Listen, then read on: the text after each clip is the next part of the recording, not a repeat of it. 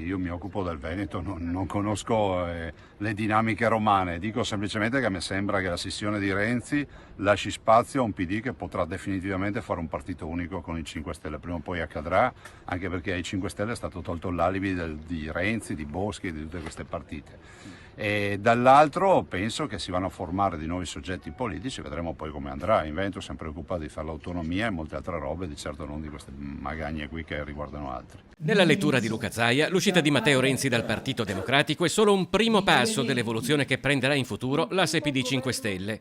In Regione intanto la Lega ha depositato una proposta di referendum che modifichi la legge elettorale nazionale verso un maggioritario puro. Ci siamo, il provvedimento è scritto, verrà votato in aula. In aula prevediamo di portarlo per il 24 settembre, per cui in linea.